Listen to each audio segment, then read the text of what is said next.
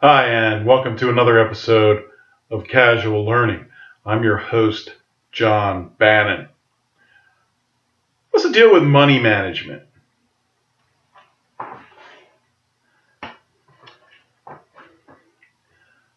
How you manage your money can vastly impact how enjoyable your life is. Money is not the most important thing in life, but money affects everything that is important. So you better be a good money manager, or you're going to have problems. Now, I have a wife and 4 children, and that's a lot of expense. And I've had to learn how to manage money very carefully. And thanks to the assistance of my wife, I've learned new things over the years in how to better manage money. And I've also read on the subject, and I'm always reading on the subject of essentially money management because I'm always looking for new ideas. Um, One of the absolute best authors on money management is a person known as Robert Kiyosaki.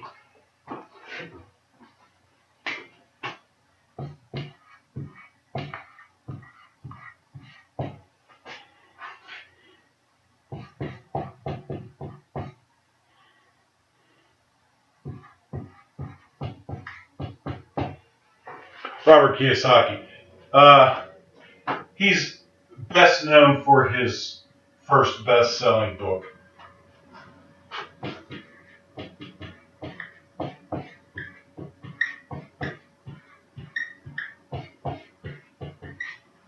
entitled Rich Dad Poor Dad. I would read, if I were you, I would read that book. And I would read everything Robert Kiyosaki has ever written. He's a genius in terms of money management and understanding money and cash flow and investments and assets and things like that. He's a genius, and he's extremely helpful in terms of organizing your own understanding of money management and your life. So read everything this guy has ever said. Read it. Now,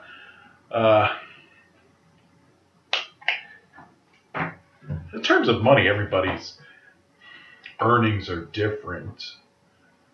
Some people make a lot more money than other people do. But everybody still has to manage their money. And there are general principles that hold true in terms of managing money for just about everybody.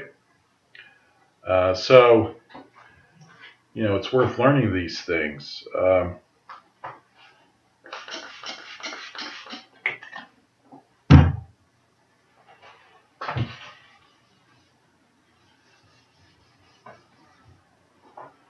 Money can be a very, very decisive or divisive issue, uh, let's say between spouses.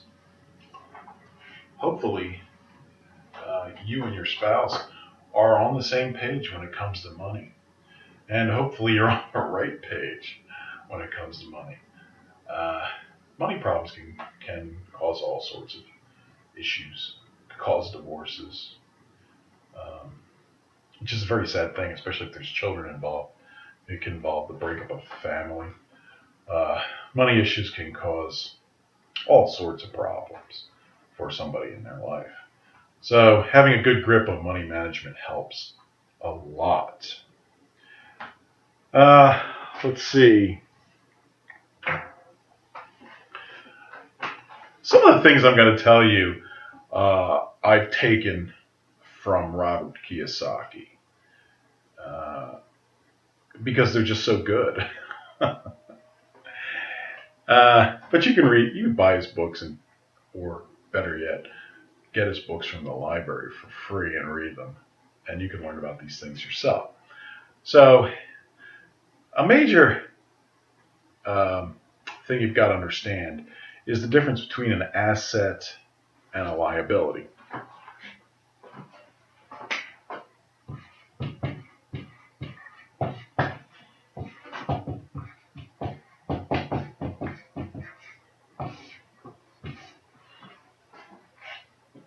And an asset is anything that puts money in your pocket, let's say every month.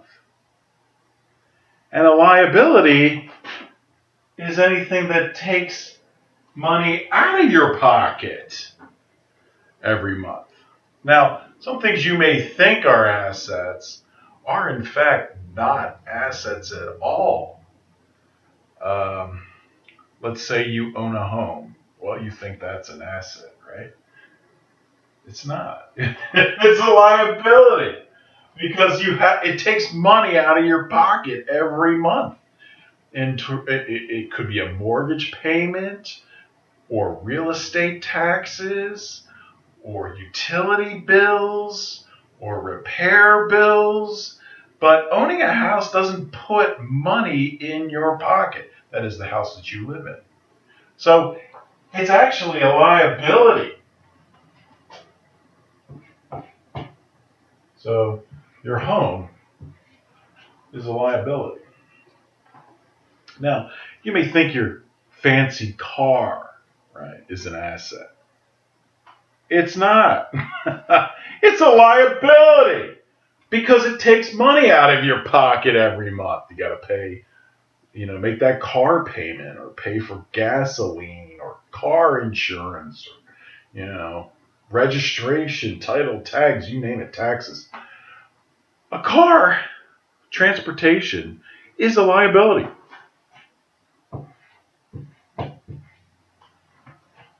Okay. So you can actually, what actually puts money in my pocket every month? Well, job. If you have a job, that's an asset. Do your kids put money in your pocket every month? They take money out of your pocket every month. You got to pay for food, clothing, all sorts of expenses, education related with children. They're actually a liability.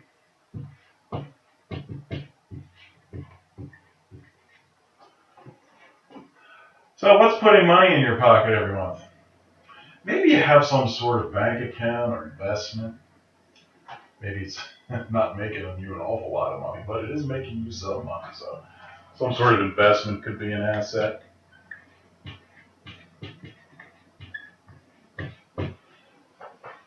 So the first thing you got to understand is what's the difference between an asset and a liability?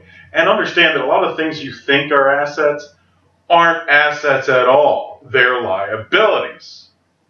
Oh, my boat, it's a great asset. No, it takes money out of your pocket.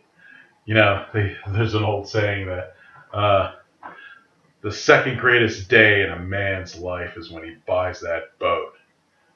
And the first greatest day is when he sells it. So, put a boat over here. So, you gotta understand that when you buy things, what are you buying? Are you buying an asset that's gonna help you? Or are you buying a liability? And some liabilities are much worse than others. The liability that requires you to make payments every month, a recurring expense like that, a recurring liability, is generally speaking one of the worst liabilities you could acquire, as opposed to a one-time purchase of some sort that doesn't incur those monthly charges. Monthly charges, these sort of liabilities they're basically the worst things for your money that you could possibly buy, is a recurring liability. So you got to understand the difference between an asset and a liability. Most things that you buy are liabilities. Some are recurring liabilities, some are just one-time liabilities, but they're almost all liabilities. And good money management has you maximize your assets and minimize your liabilities. Okay, so it's an important concept to understand. Now,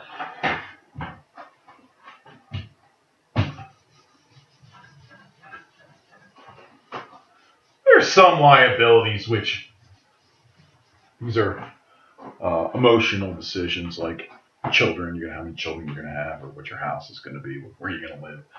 And life is not just about your bank account and money. So, like I have 4 children, and I know that that's 4 liabilities, but I don't care because that's what my wife and I want, and that's part of our great enjoyment in life. And so it's an emotional decision, um, and it's certainly not a wrong decision. It's just more liabilities, and you have to take that into account when you're managing your money. Um, most people have jobs,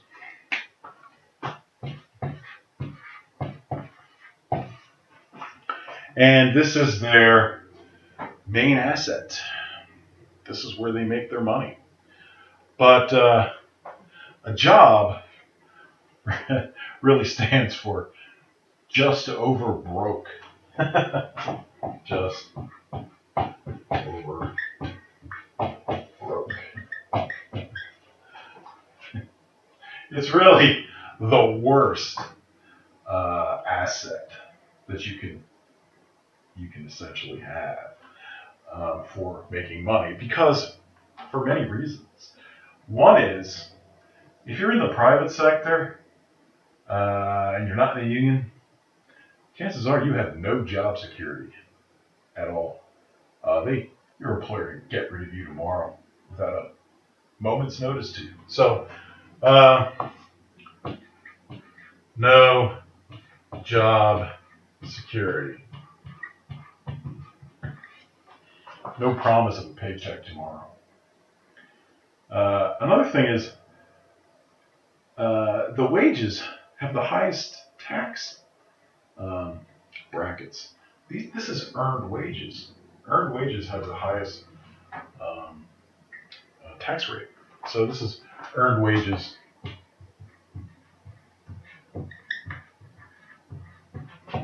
Highest tax rate. Now, I am certainly not saying don't get a job. Not at all. I'm just educating you on what a job really is. And hey, if you don't have any other source of income, then this will work just fine. So I'm not poo-pooing jobs. I'm just telling you what it really is. There are other ways to make money. And a great goal in life to have, you don't have to have this goal, but a great goal in life would be something called financial independence.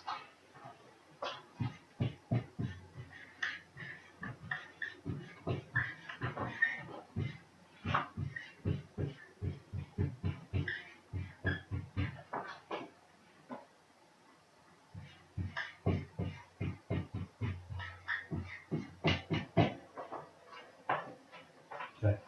Financial independence. Now, you don't actually have to wait until you retire to enjoy financial independence. You can actually obtain financial independence earlier in life. And the sooner you start working on it, the sooner you'll obtain it, hopefully. And what financial independence means is you make enough money to pay all your expenses without having one of these. In other words, you don't need to work for somebody else. You can pay all your expenses. You don't need a job. Some people may be financially independent and want to work nonetheless because it gives them something to do. And that's fine. Absolutely fine. Um, but it's great to have financial independence because jobs in the private sector today really offer no job security whatsoever. And your employer can pull the rug out from underneath you anytime they want. And your life, which is a house of cards, can collapse because some employer has decided, for whatever reason, they don't want you there anymore. Maybe they found cheaper alternatives. Maybe they're relocating somebody else somewhere else. Maybe they're hiring somebody cheaper. Maybe they just, woke up on the wrong side of the bed that morning. But there are a lot of, cutthroat CEOs who are always trying to cut costs. And consequently, job security is really a thing of the past. Unless you're in a union or maybe you're in a public sector job, maybe that's unionized, where you can still have some job security, but in the private sector, this is gone, which means you're at risk. If you have a job in the private sector, you are definitely at risk of losing your job at any time. And the solution to this problem is either get a job in the public sector or with a union, or seek financial independence. Because once you have this, you don't have to worry about lack of job security and greedy and ruthless employers, cutthroat employers. So, all right.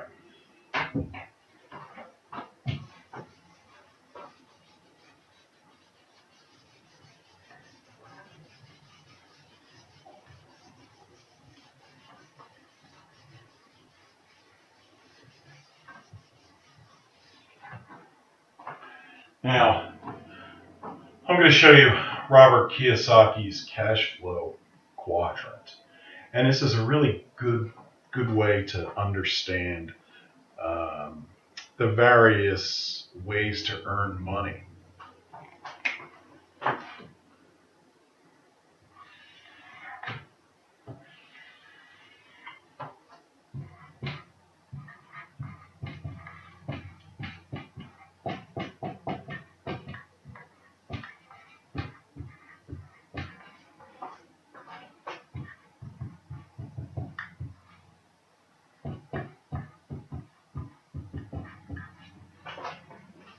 Okay, there's 4 ways to earn money. There's the active methods, and then there's the passive methods. The first active method is you're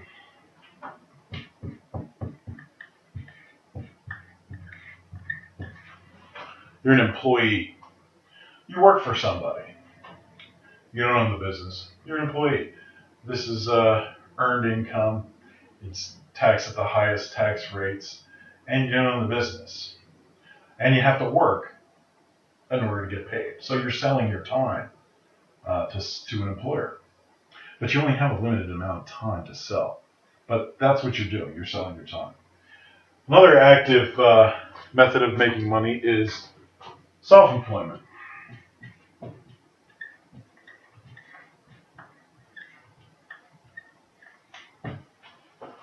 Okay, so employment, you have a job.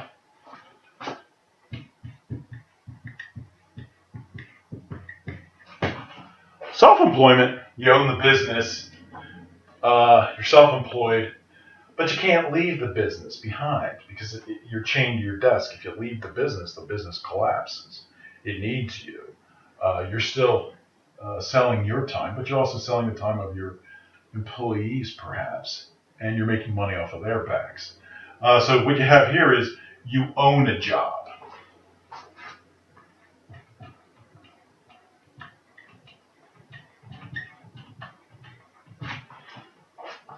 So you own the business, you own your job. There's no boss who can get rid of you whenever he feels like it.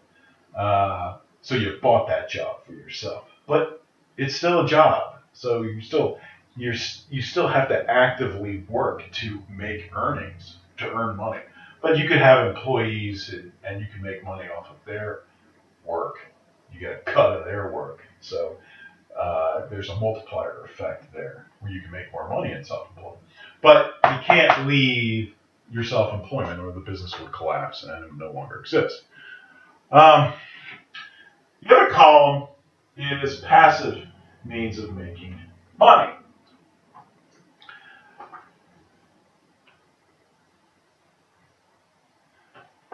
One way is business. If you're a business owner, and I'm not talking about self-employment, I'm talking about you own the business. You can walk away from the business and it's not going to collapse. Probably because you have hired managers to run it for you and operate it for you. So you're not actually working, putting in physical labor to earn money. You own a business, and you own the business, and they hire people who do the physical labor to earn money. You can actually walk away with it and still make all the profits. So you own a system.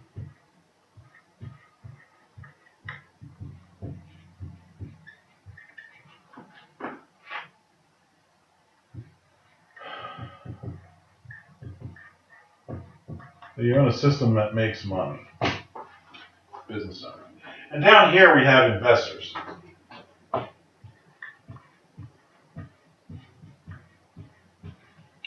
And this is where you simply have money work for you.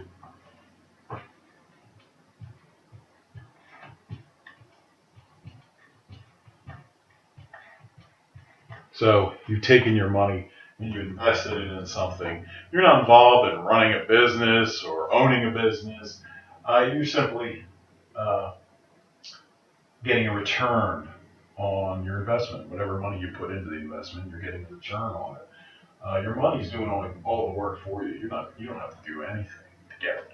So that's investor. So there's 4 different ways to make money. Obviously, this side of the quadrant is a lot better. It's a lot better to be on this side than it is on this side. This side, you gotta work hard. This is physical labor. This side, you don't have to put in physical labor at all. And you'll make a lot more money, too. This is like franchise owners, for example. You own a McDonald's, for instance.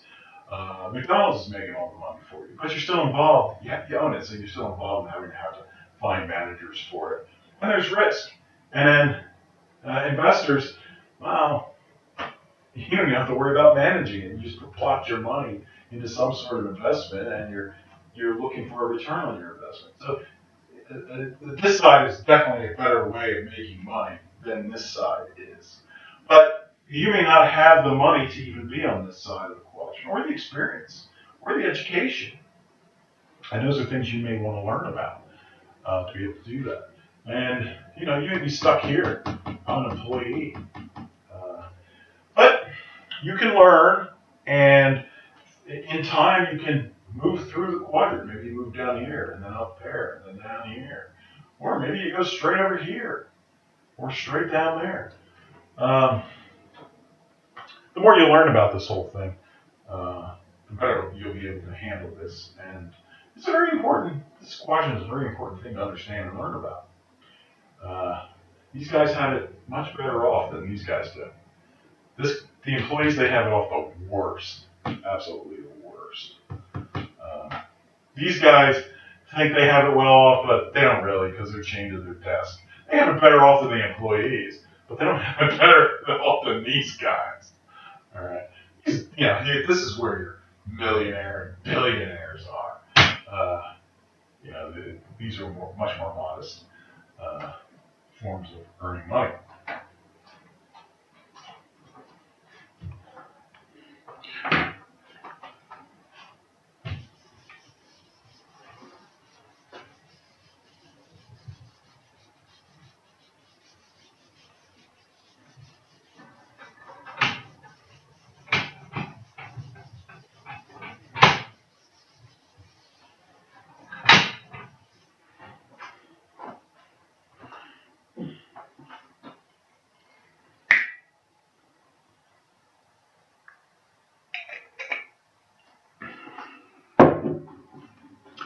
Okay, so where do you get the money to, let's say,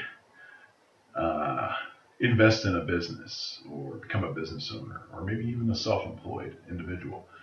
Because it's going to take money to do that. So, there's various places you can get money. You can borrow it. You can save it. So, um,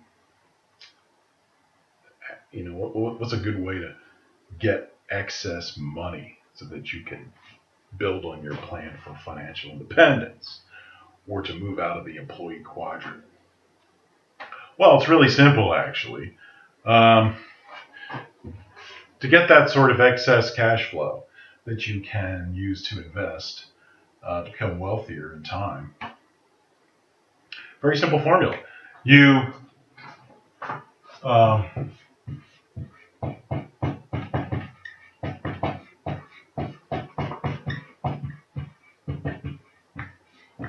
you maximize your earnings, and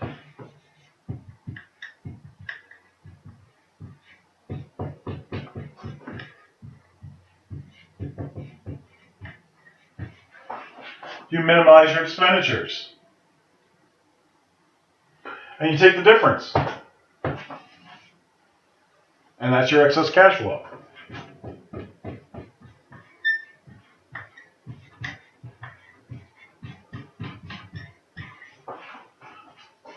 So this is where you get the money to invest and make life better for yourself in terms of money later in your life. So this is the key. You got to maximize your earnings and minimize your expenditures. That'll create the greatest difference between your earnings and your expenditures, which will create the most excess cash flow possible. Very simple formula. But it requires discipline. This is not easy to do. So you have to become very practiced at it and very good at maximizing your earnings and minimizing your expenditures. So, maximizing your earnings could be getting a better paying job, or getting a second job, or having some sort of side work that makes income, having both spouses work. Now, that's another one of those emotional issues because, you have both spouses work. Somebody still has to take care of the kids if you have kids, and that's going to cost you money. So it may be smarter to simply not have one spouse work who can take care of the children, as opposed to paying a nanny, and you can't trust a nanny to raise your kids. That's your job as a parent. So it may be that you're really stuck with one job. Maybe not, but you get the idea of maximizing earnings. Minimizing expenditures. There's a lot you can do to minimize your expenditures. You'd be surprised at what you could do.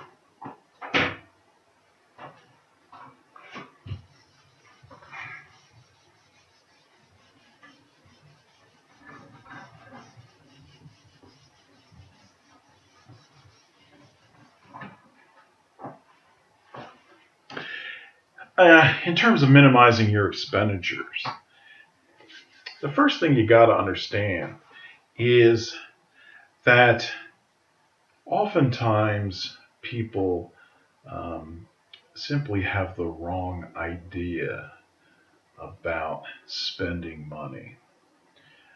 The right idea is you should spend as little money as you possibly can. And that's how you maximize your cash flow, your excess cash flow, so that you can invest. And that sort of spending as little as you can, that sort of cheapness, is distasteful to a lot of people. But that's only because they haven't seen the benefit of spending as little money as they possibly can. Because what it does is creates all this excess cash flow, and then you can invest that so that you can make more money for yourself later on in life. It's deferred gratification. Learn to defer your gratification. Learn that the most expensive things are often the things that you need now or the things you want to buy now. If you can defer that sense of gratification, maybe indefinitely or to a later point in time, you can save a lot of money just by having the discipline to just simply stop yourself from buying something right now. Uh, Many people, most people are consumers. They're consumers, and they're taught to be consumers. They're not taught about deferred gratification and spending as little as possible. They're basically taught to spend all their money, spend everything, spend it all right now on whatever you want. Uh, and you got to break that habit. And that's a hard habit to break, especially if you've been raised that way from childhood. But if you want to minimize your expenditures, you got to break that habit, that consumer-minded habit. You may not even realize you have it. So the first step is to recognize, yeah, you are a consumer, and you're not trying to minimize your expenditures. You're living paycheck to paycheck. You're blowing all your money. You can't keep money in your pocket. It burns a hole in your pocket. So you have to learn how to minimize your expenditures. You got to learn how to not spend money. And contrary to popular opinion, you can live a very good life and still not spend a lot of money. You just have to be careful when you spend your money. You know, Ben Franklin said, "A penny saved is a penny earned," and that's true. You'd be surprised at how much money you can accumulate over time just by cutting back on your expenditures. And it really does amount to a fortune. Um, but you have to start cutting back to realize that that's true.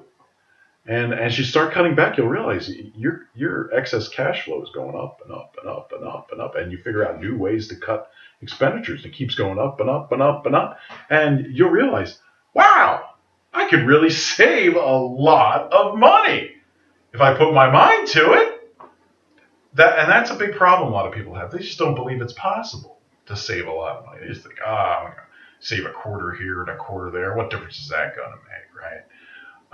It will make a huge difference over time, especially when you learn how to cut back and spend less and less and less. It's a learning process too.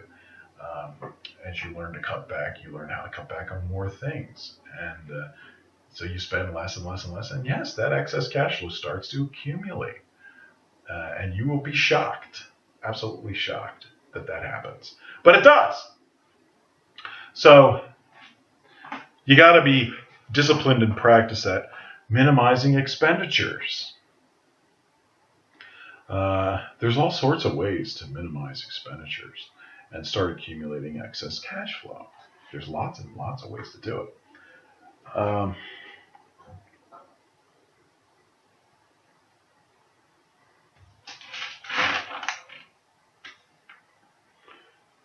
So you got to learn to live below your means. Live modestly. You've got to, resist the urge to look fancy and flashy and rich. And that's just for appearances anyway. There's a lot of people who look like they're rich. They drive fancy cars, expensive cars, have expensive clothes, but they're not rich. That's just for show. They feel as if they have to pretend to be rich when they're not. And that's a brainwashed consumer mindset you might have. And you got to get rid of that. Get rid of it. Live modestly. You don't need fancy cars and fancy clothes. You just don't. You can live life quite well without those things.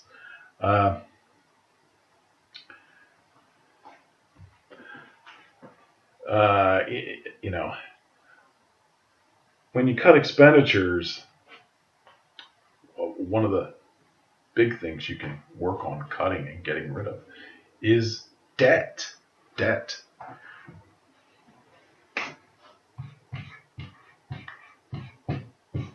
Now, according to Robert Kiyosaki, there's good debt and there's bad debt. And understand what the difference is between the two. Good debt is used to acquire an asset, which puts money in your pocket every month. So if you're, borrowing money to purchase an asset, let's say a business or maybe rental real estate property, and you get a mortgage, that would be good debt, provided the asset is putting money in your pocket every month or is creating excess cash flow. If it's not creating excess cash flow, then you just bought yourself a liability, which you don't want to do. Don't do that. But if, let's say, you purchase yourself an asset with debt, well, that's good debt. Anything that isn't used to make more money, purchase assets, or create excess cash flow for you every month, that's bad debt. So bad debt is things like credit cards,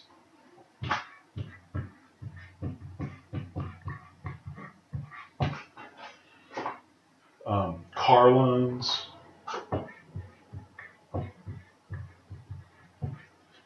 unless of course you bought an asset, you bought a taxi cab, and you used the debt to buy the taxi cab, which you're using to make money. That's a different story. But generally speaking, personal car loans, it's bad debt. House loans, bad debt. Where you live.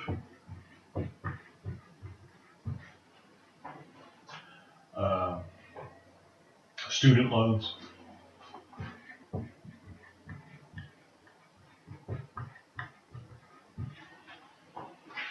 So one of the first things you want to tackle in terms of reducing or minimizing your expenditures is get rid of these things. Pay them off. Because you got to pay interest on all these things. And that's a reoccurring liability. So every month you're paying interest and making a payment on these loans every month. That's a terrible liability. That kills your excess cash flow. So work on creating excess cash flow in order to get rid of these things. Pay them off. And don't accumulate them again. Especially credit cards, because these are usually discretionary expenditures. You're really not getting anything for this. Plus, the credit card interest rates are astronomical, so these are really costing you a lot of money. So get rid of these debts. And you may say, well, how the heck am I ever going to get rid of these debts? Well, you can over time. When you get better and better at reducing your expenditures and you start getting rid of some of your debts, and because of that, your excess cash flow goes up. You'd be surprised. You can even get rid of a home mortgage, believe it or not, and pay that off. And that'll greatly increase your excess cash flow if you can do that. So you work on these debts, getting rid of these debts. Don't accumulate new bad debt. That's another thing. If you're stuck in a hole, stop digging. Stop digging deeper. So don't accumulate bad debt and pay off your old bad debts. That'll make your excess cash flow skyrocket. So that's one thing you can do.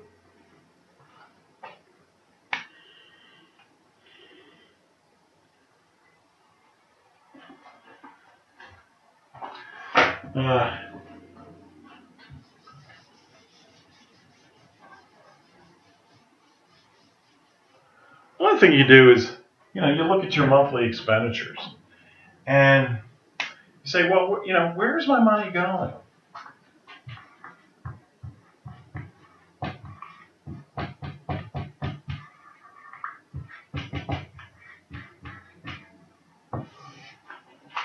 So keep track of where every penny goes. Have some sort of computer program, like an accounting program like Quicken Books or something like that, and keep track of where all your money goes.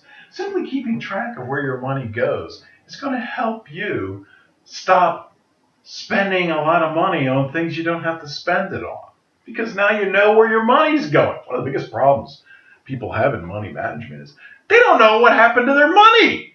They don't know where they spent it. They know it's not there anymore, but they can't really remember what they did with it. Well, you got to know what you did with your money. That'll help immensely in cutting expenditures. You know where you're spending it. Where is it going? So keep track of every penny, where it goes. So you know where you're spending your money, and then you know where to cut things. But people, you have a lot of monthly expenditures that you can reduce. You have insurance costs, for instance, whether that's homeowners insurance, or renters insurance, or car insurance, life insurance, health insurance. Now, the thing with insurance companies is, generally speaking, they like to keep you around as long as they can because they keep jacking up the premiums every year. That's how they make money. They get you in as a teaser rate, and they try to keep you there. And every year they jack up the premium. That's how they make more money off of you. So be willing to jump ship from your insurance carrier every year. Look at where your insurance premiums are. Look at what your insurance premiums are, and go compare them with other companies. And go with the cheapest one, who gives you the same coverage or the coverage that you need. You can save a lot of money just every year reevaluating how much you're spending on insurance and seeing if there's somebody else out there who'll give you a cheaper rate. Easy way to save money. You may have utility bills.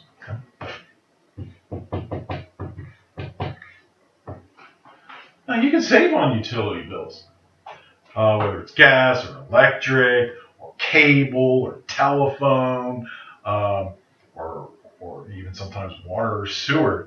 Sometimes you can shop around and find cheaper utilities, and you can do this like every year. Keep a lookout for cheaper utilities, and lower that thermostat. Keep it a little cooler in the house. You spend less on fuel, gas, or oil, or whatever it is. Or don't use the air. Don't use the air conditioning as much as you would, or keep the temperature as low as you normally would. Put it up a little higher. And the air conditioner, instead of running 24/7, it's only running half that amount. That'll save you a lot of money in utilities. But always be looking for cheaper utilities. Cable and telephone and all that, you can always find cheaper sources of that. Sometimes you don't even need them. You can simply get Netflix, for instance, and forget about cable entirely and just have live stream your entertainment from your internet, whatever that is. But there's lots of competitors in these areas, and there's always opportunities to reduce your costs. Big area you can save money on a monthly basis.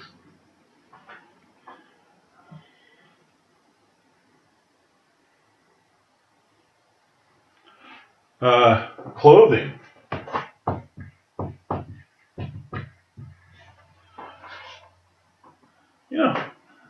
Go to low-end clothing retail outlets to buy your clothing. Don't go to high-end places and spend a fortune on clothing. You can save a ton of money on clothing if you just shop in the right places. Transportation.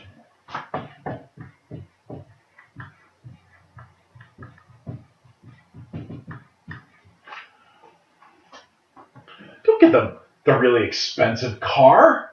Why are you doing that? You get a very modest car.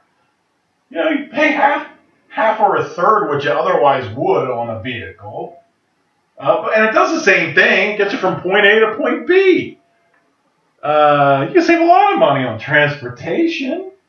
Don't feel as if you have to buy the most expensive car, because if you think it's a status symbol, but if you're buying into that idea of you want to appear rich and wealthy, even though maybe you're not, how are you ever going to minimize your expenditures and create excess cash flow? You won't. So you have to break yourself of that sort of mindset. There's nothing wrong with driving around in a modest vehicle at all. There's nothing, and it's smart. It's a smart thing to do. Somebody's driving around a real fancy vehicle. What I'm thinking is, these people don't know how to manage their money at all. Um, and somebody's driving around in a modest vehicle, I'm thinking, see, there's somebody who's got some brains. um, housing, right? Housing.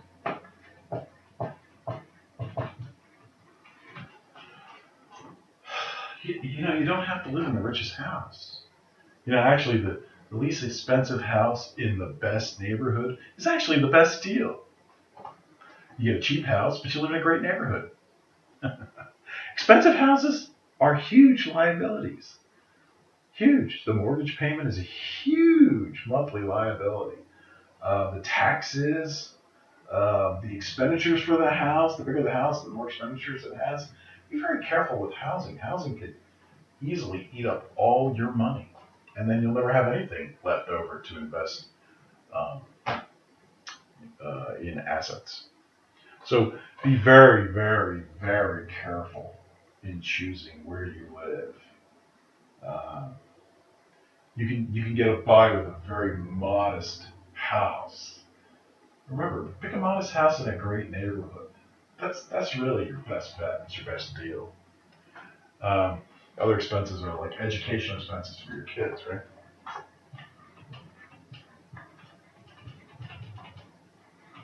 Well, generally speaking, use the public school system. It's free. That's what I did with my kids up till freshman year of high school, and then I moved them to a private Catholic school. So, but the first 8 years in public school, it doesn't really have much of an effect. I mean, it's only when you get into the high school that the quality of the children who attend those schools really goes downhill, and you're scared of even sending your kids there. And that's when I stuck them in a private Catholic school. Because it's a Catholic school, and you're free to believe and worship in God. But also because the quality of the kids that go there is better than the public school. And you got to be careful when raising kids. Their peers can be really bad examples and spoil them, make them, rotten kids. So you got to be careful who your kids are associating with. So, as far as education goes, the first 8 years was free. Use public education. But high school, private school, because it's that important, really. But those first 8 years, you can take advantage of free public education.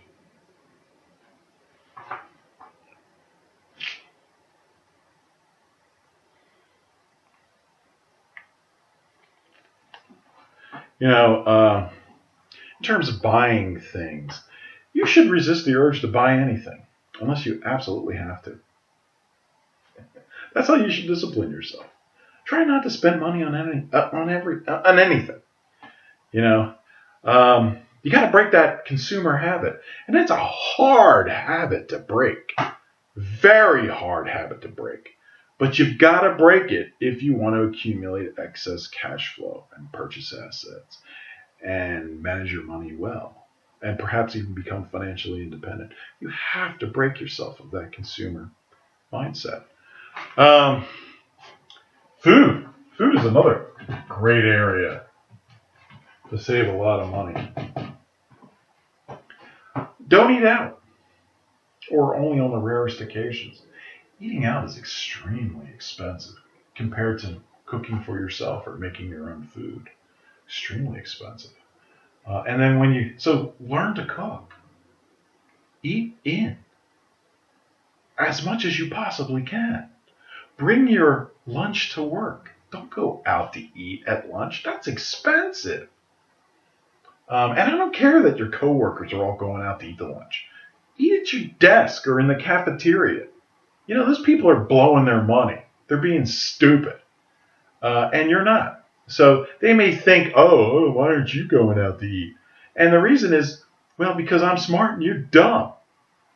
You're not going to say that to them, but that's the answer. Um, go to, cheaper sources of food. Don't go to the more expensive grocery stores. Go to the cheapest grocery stores that have food that's, is edible, that you can work with. Go there. You can save a lot of money on food because you spend a lot of money on food every month. Especially the bigger, if you have a family, the bigger your family is, the more you spend on food. This can become one of your biggest monthly expenses. So the more you can cut back on this, the more excess cash flow you're going to have.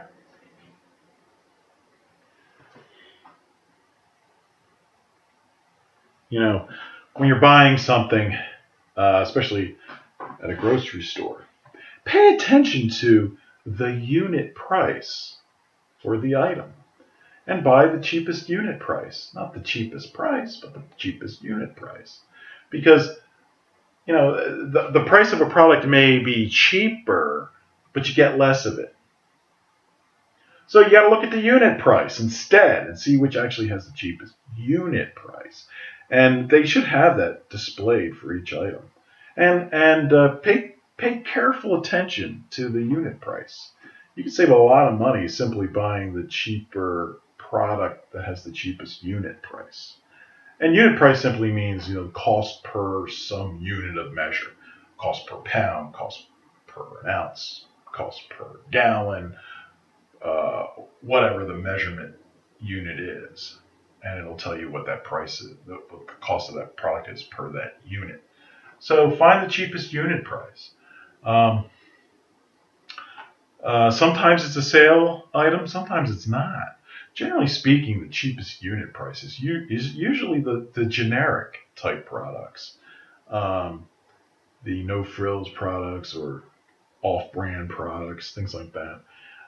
Things you generally, not name brand products. The whole idea of having a name brand is so that they can charge you more for the same thing because they created this name recognition in your mind and in the mind of other consumers.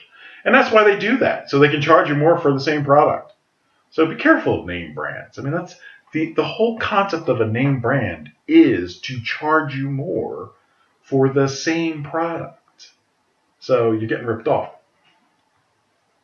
That's the whole idea of a name brand. You buy a name brand pair of jeans, right?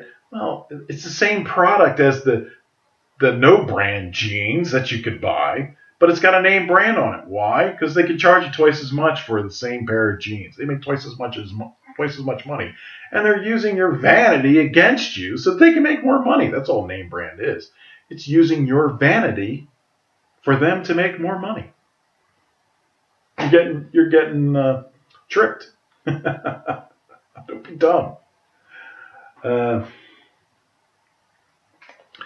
When you're buying something, oftentimes you should look at the quality of the product. Sometimes a higher quality product may be more expensive, but it'll last twice as long. So it ends up being cheaper to you because it lasts twice as long. So it could be a better value too.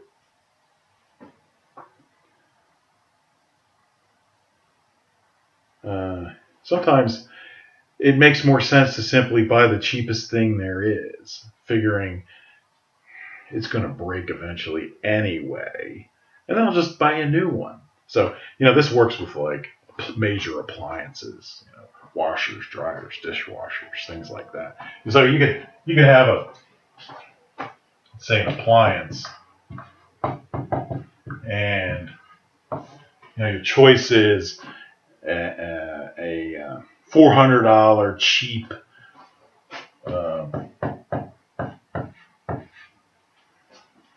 dishwasher or a $1,200 expensive dishwasher, right? With all the bells and whistles. That's your choice. And you may think, oh, I need this $1,200 dishwasher. This doesn't do as good a job. I don't like this. But think about it. See, $1,200 divided by 400 is free, which means you could buy 3 of these for the cost of 1 of these. So If this $400 dishwasher breaks and you have to buy a new one, well, it's only going to cost you another $400. It's still cheaper than the $1,200 one. You could essentially buy 3 of these and have 2 of them break and replace it with a third one before you're ever paying as much as this one dishwasher that costs you $1,200. And there's a good chance this is going to break too. So in these sorts of situations, it actually makes more sense to just buy the cheapest one you can get and figure, it's going to break at some point. And I'll just replace it with another $400 dishwasher. And it's still cheaper than this. You're saving money. So if stores offer you the warranty for some price, never get the warranty. Don't ever bother getting the warranty. That's a monthly recurring liability. That's one of the worst things you could possibly do. Just buy the cheapest thing and you figure, I'll risk it. If it breaks, I'll just get a new one, another cheap new one. That's my warranty. I'm buying the cheapest one I can get. That's my warranty. I don't need your monthly warranty.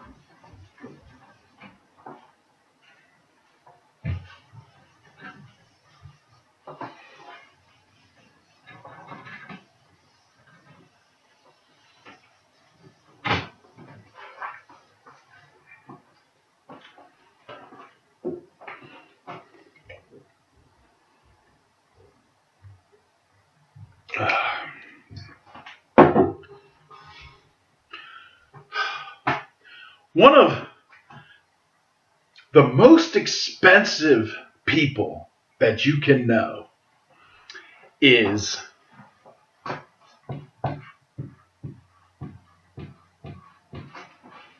the Joneses.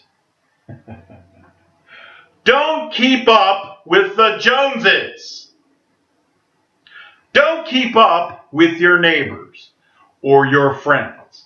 These people are consumers who don't know how to save a dime and spend all their money like drunken sailors.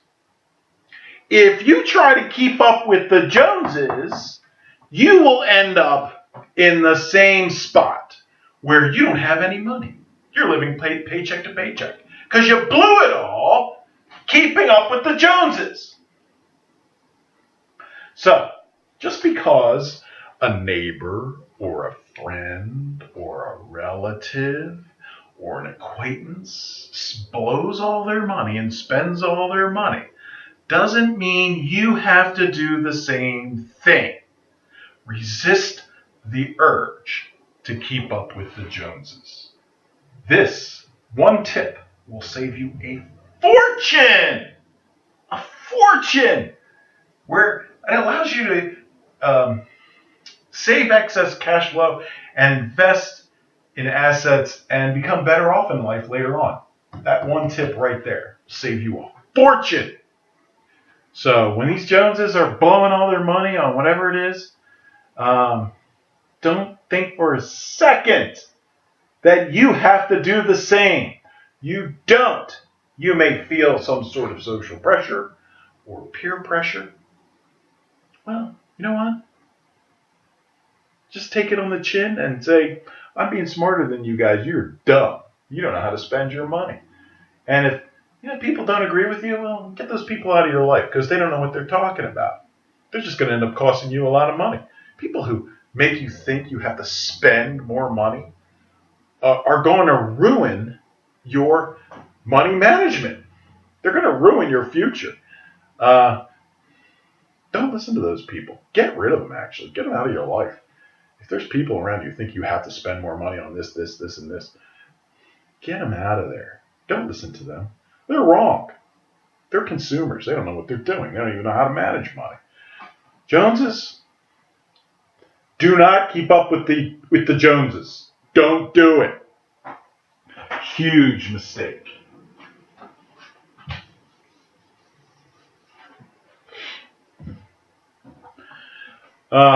Another great tip for saving a lot of money is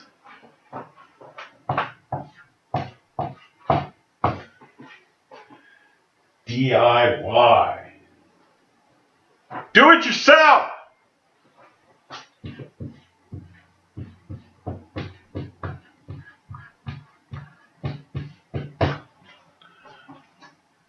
The more you can learn to do things yourself, the more money you can save. And you can save a lot of money.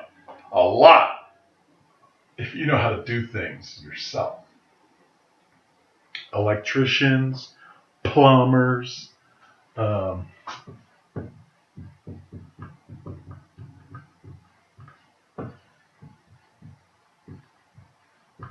builders, contractors, repairman.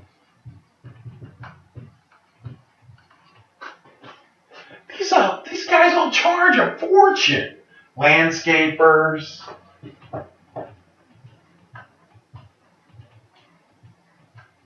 Mechanics.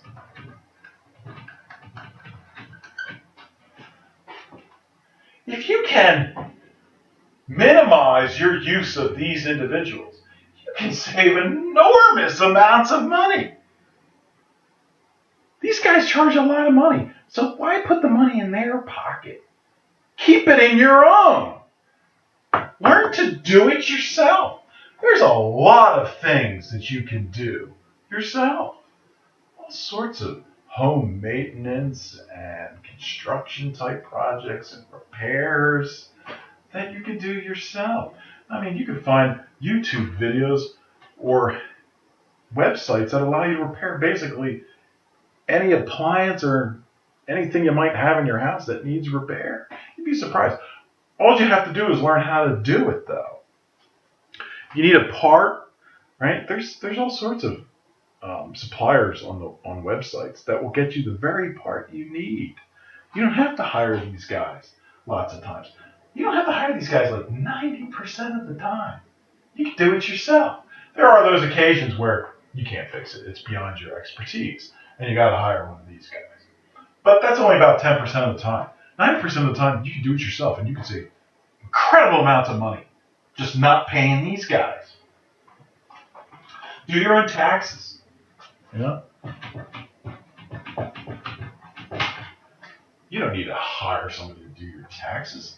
They have computer programs now that you can buy, which are relatively inexpensive, like TurboTax, for instance. Do your own taxes.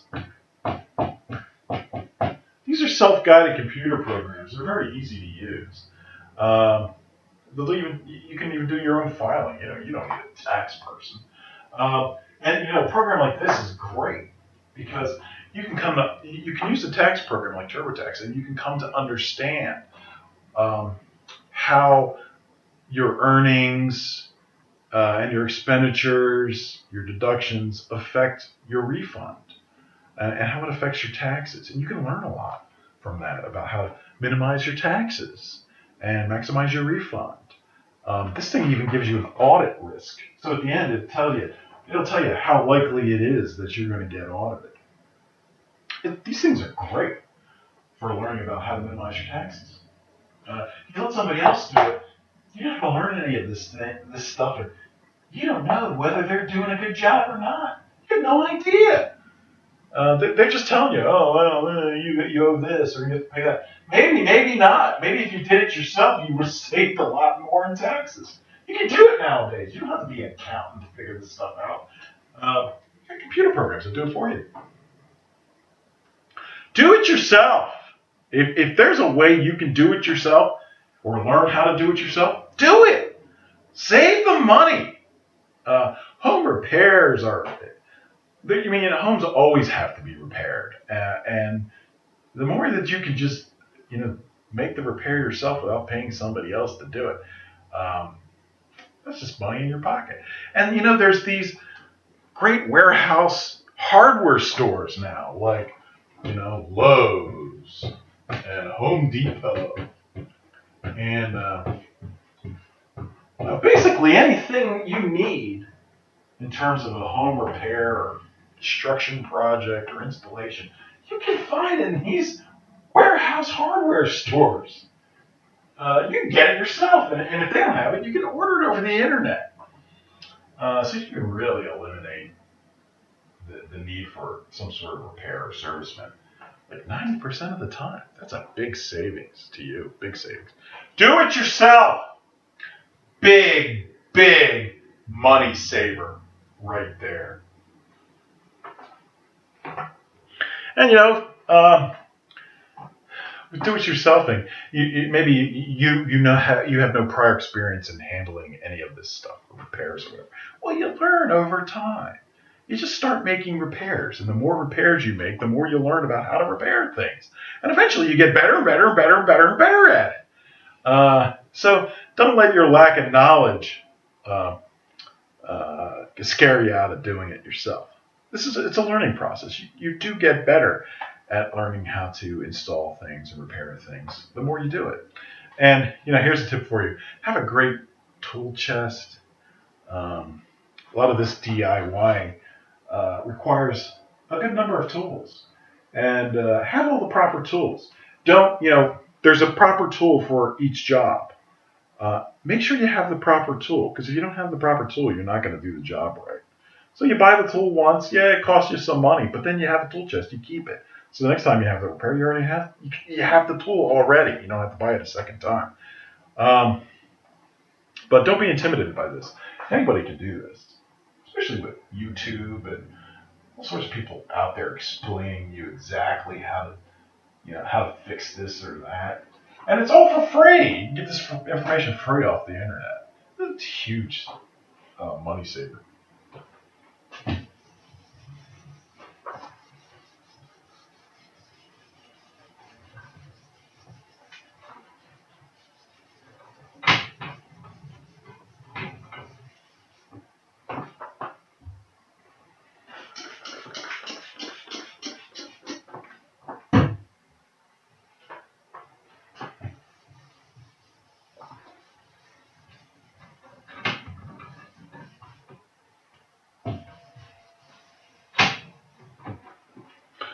So basically, if you can figure out a way not to spend the money, do it.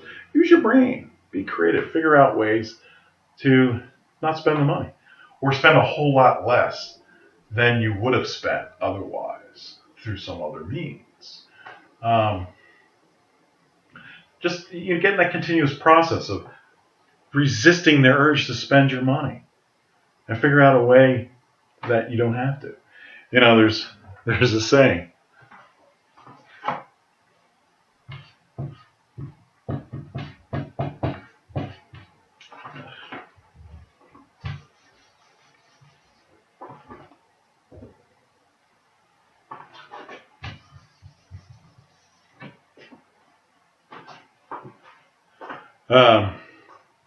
There's a saying: if it's free, it's for me. Learn that saying, and take it to heart. Look for free things. If somebody's giving you something for free, take advantage of it. You don't have to spend any money. That's a great thing.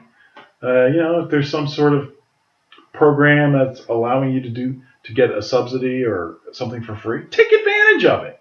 It's free. That's going to help you financially. Anything that's free that's a great deal for you. And take advantage of it.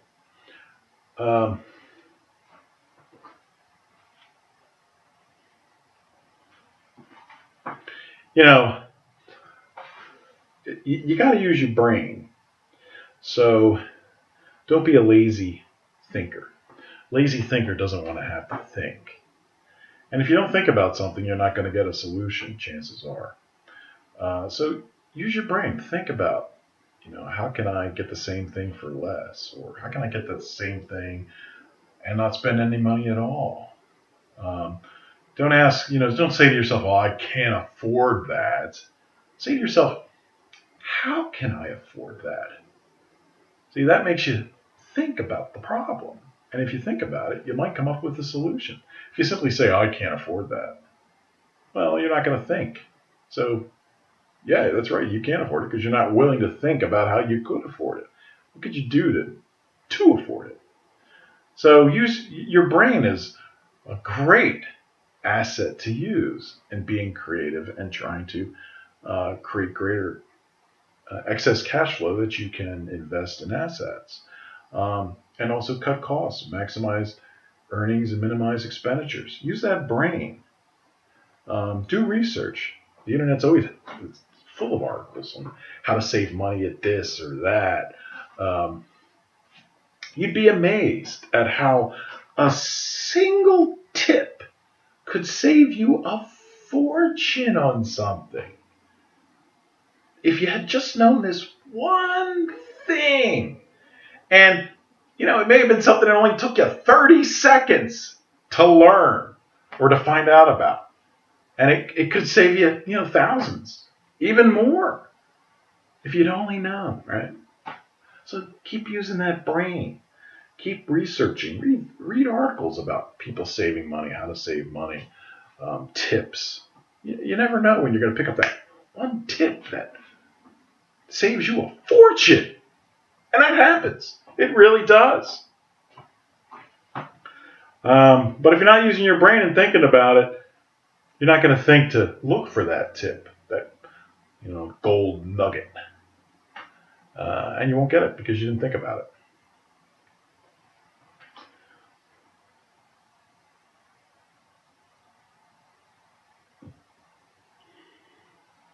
And I consider vacations very important.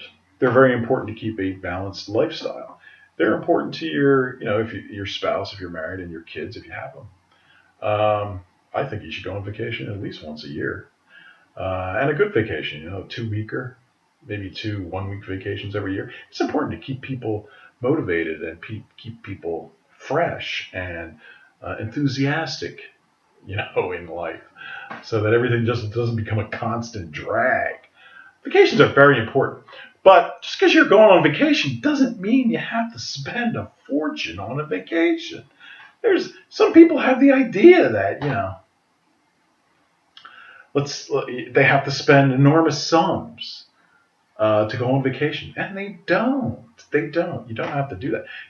You go on vacation at the same place and spend a heck of a lot less than somebody else. Perfect example would be Disney World, right? Who doesn't like going to Disney World? Kids love it. It's good for parents too. Disney World. Disney World, it can be a very expensive place, but it doesn't have to be. It doesn't have to be. You you could spend $10,000 on a Disney vacation, or you could spend $2,500 on a Disney vacation. See the difference? And that's a $7,500 difference. That's excess cash flow that you could use to pay off credit cards or debt. But if you're this person that thinks you have to spend $10,000, wow, you're never going to accumulate any excess cash flow. People think that they have to go to the most expensive resort hotels. Well, Disney also offers cheap hotels too. And you're not spending your time in the hotel room, are you? You're spending it out at the Magic Kingdom or wherever. You just sleep in there. Why do you need an expensive hotel room if you're just going to sleep there? Big waste of money, hotel rooms. Food. You could buy your own food or bring your own food or eat modestly. You don't have to go to really expensive restaurants. You don't have to have all the extra options that some place like Disney World might offer, which will just hike up the price. and the cost of the vacation for you. You don't have to get those things. These people are probably flying there. They're flying to, and that's expensive. You could drive, drive it. Much cheaper. Yeah, this is a pain. Surely it's a pain. I've done this so many times. And I know the value of it. First of all, you get your own car when you go down there, so you don't have to rent a car. That's another expense that's going to be on this side. And it's, you get used to it. It's not that bad. And it's a lot cheaper than flying. And I kind of like it better because at least I'm on the ground, not, 5 miles up in the air. But there's ways. I mean, you can go on vacation, but you could be one of these people who spends a fortune on the vacation, or you could be one of these people who doesn't. It's a very modest vacation, but it's still the same vacation. You're still going to Disney World. You don't have to spend a fortune on vacations. You just don't. If you think you do, you're wrong. You don't, and you can get the same vacation. When you're looking for, let's say, hotel rooms, right? Use aggregators, on the internet, like Trivago.com or Hotels.com or Bookings.com or TripAdvisor, those sorts of things, and find your cheapest hotel rooms that aren't complete dives. And you can get reviews on these hotel rooms using TripAdvisor. You can find out what kind of hotel this is before you even go there. So you can find the best value hotel, the cheapest room rate, but also not a complete dive that you'll be sorry you went to. And you can save an enormous amount of money just on hotel rooms alone. The cost of hotel rooms are all over the place. Why spend an extra couple $100 a night on some hotel room when, with a little pre-planning, using an aggregator on the internet, you could have saved yourself a fortune.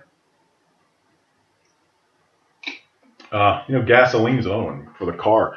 Go to the cheapest gas supplier there is. Why are you spending more money per gallon of gas when you don't have to? Know who the cheapest gas provider is in your area. Go there. Go there constantly. If it changes, if it's some other provider now, go to that other provider. Be willing to, go to whoever's cheaper.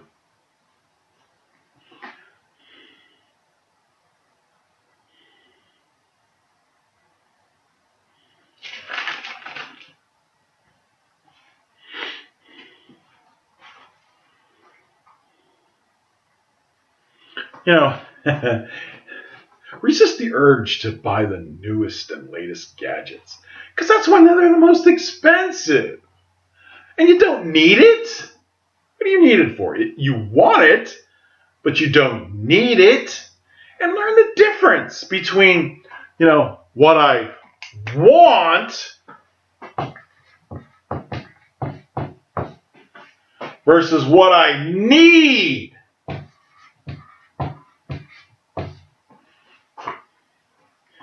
And what you need is always cheaper than what you want. So the more that you can simply satisfy yourself with what you need and forget about what it is you want, the more money you'll save. Understand that. That's a big mindset change. Consumers are taught to buy what they want. They're brainwashed. You got to break that habit of being a consumer. And a good money manager isn't thinking about what they want. They're thinking about, well, what is it that I actually need? This is always cheaper, almost always cheaper. Save a lot of money. Just disciplining yourself to just get what you need as opposed to what you want. Right? So the latest gadget, electronic gadget or whatever, when it's newest, it's always more expensive because it's new. Everybody wants it. The demand is high. That means they can charge more. So they do. They charge more. You're always going to pay more. So the longer you can put off buying that latest, newest thing, the cheaper the price is going to go because demand for it goes down. And now it gets cheaper and cheaper. The longer you can wait, you can get it, in a few years for a steal compared to what people paid for it originally. So that sort of deferred gratification is fundamental to proper money management. Think about what you need, not what you want. And the longer you can put it off, the cheaper it's going to be. Great way of saving money.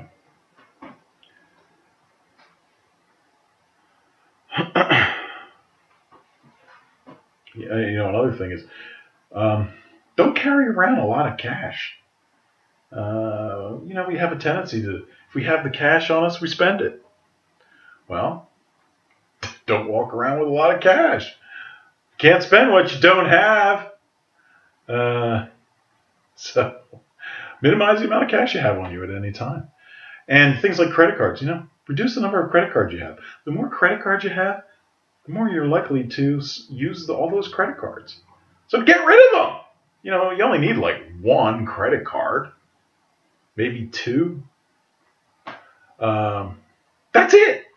Don't have like a stack of credit cards. That's a terrible temptation to spend money. So what's in your wallet? Hardly any cash, one credit card, maybe your ATM card. That's it. Your driver's license. That will help you discipline yourself from spending money.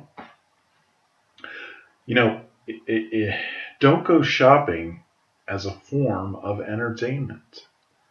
This is a terrible habit in terms of money management. If you consider shopping a form of entertainment, you're in big trouble because it's so entertaining. You're going to do it more than you should. You're going to go out and shop a lot more than you should. And you're going to spend a lot more than you should. Resist the urge to go shopping. Just resist it. Don't go shopping if you don't absolutely have to. Because, when you go shopping, you're going to spend money. If you can resist the urge to shop, you're going to cut down the amount that you spend, and you're going to save excess cash flow that you can use to invest or pay off debt. So if you think shopping is entertainment and you do it a lot, you gotta break that habit. That's a really bad habit. You are a real consumer if you do that. Find other forms of entertainment that don't cost you any money. Shopping is a very expensive form of entertainment, and it's usually unnecessary. So you just blow money.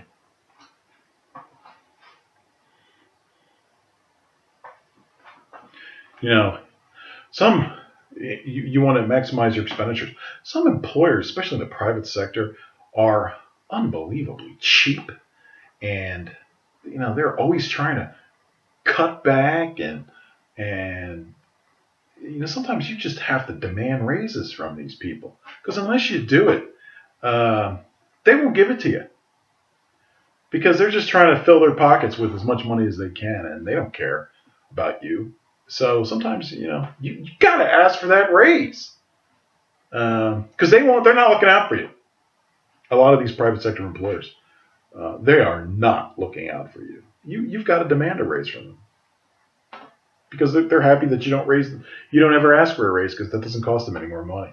So they're hoping you do that, some of them. So you're going to have to raise the issue yourself.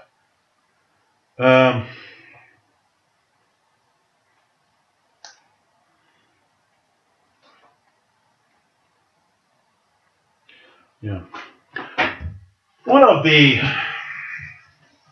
biggest problems there is in trying to save money and accumulate excess cash flow is what I would call expenditure creep. And what that basically means is that as people's incomes rise, their expenditures tend to rise with them. So they're making more money, and they can't resist the urge to spend more money. And consequently, they could be making an enormous amount of money, but their expenditures are enormous too. And consequently, they may not even have excess cash flow. You could say, well, some person could be making $500,000 a year, and their expenditures are $500,000 a year. They still are living paycheck to paycheck, essentially, um, because they allowed their expenditures to creep up as their incomes went up. This happens to a lot of people, a lot. If you want to generate excess cash flow and be a good money manager, you have to resist expenditure creep. So as your income goes up, you got to keep your expenditures the same or maybe lower them. And that's how you create that huge difference, which is the excess cash flow you need to invest in assets or become financially independent or pay off your debts. But if you allow that creep to go up, you're no better off. You're just spending a whole lot more money than you used to spend. That's not smart. That's essentially, consumers do that because they have more money and they can't control their spending habits, so they have more money, so they spend more money. And their expenditures creep up to their income. That's a huge problem for people trying to be good money managers. That affects wealthy people too. They do the same thing because wealthy people start, they've been trained as consumers, even if they make more money, that they haven't disciplined their consumer side, and their expenditures go up. They haven't learned. So if you're making a ton of money and you let your expenditures creep up like this, get them back down to where they were. And then you'll have that excess cash flow.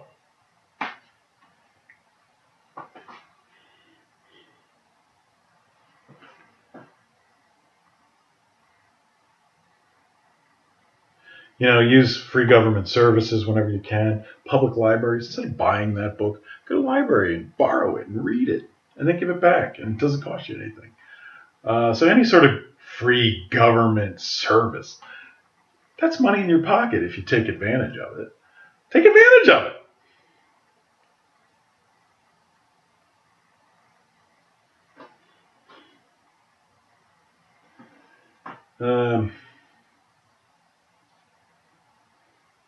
You should always know how much money is in your bank account, what your balance is at all times, and what you spend your money on. You shouldn't be bouncing checks, or you shouldn't be living paycheck to paycheck and worried about being able to pay bills next week.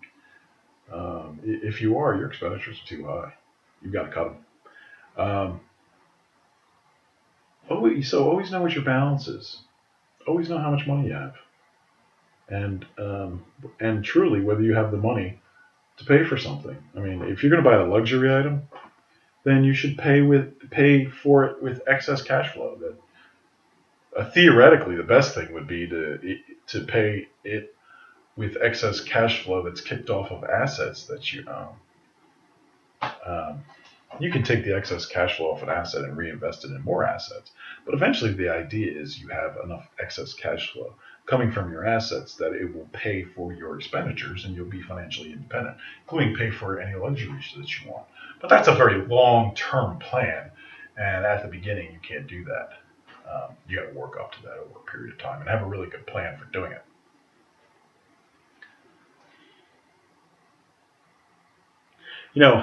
If you have found money, don't blow it. If you've got an inheritance or a tax refund, or somebody gave you some money, a gift, don't just go out and spend all that money on something, some liability or some sort of entertainment or whatever. No, that's a golden opportunity. Take that money and use it to pay off debts. Or if you don't have any debts, then invest in assets with that money. Or you should also have a security fund. You should always have some amount of cash, so that you could pay your expenditures from for like 3 to 6 months in case something happens. You lose your job or something happens. You should always have an emergency fund. Put it in an emergency fund. Don't just go out and blow it. just because you suddenly have all this money, I'm going to go buy a car, I'm going to buy a boat, or blow it all on something else. Money, you can burn money up real quick if you're not careful, and waste it and spend it on things very quickly. Don't do that. You got to resist the urge to just blow found money.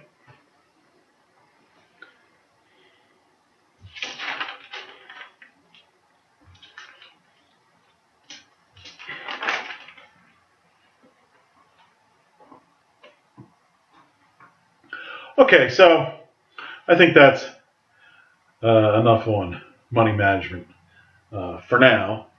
Uh, and generally speaking, money management is something you can learn.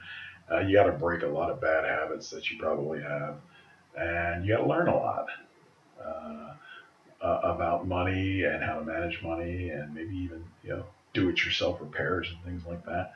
But it's a good path to be on, and being a good money manager really makes the difference in um, avoiding a lot of problems in life. If you have a good money manager on maybe it's you or your spouse, um, you're in luck because money can cause an enormous number of problems. And the better you can handle money, you can eliminate a lot of those problems, uh, and it makes your life much easier, generally speaking. Uh, if you have any questions or comments, please leave them below. Maybe I'll do a future video addressing them or just your comments below. And please press the subscribe button. I appreciate it.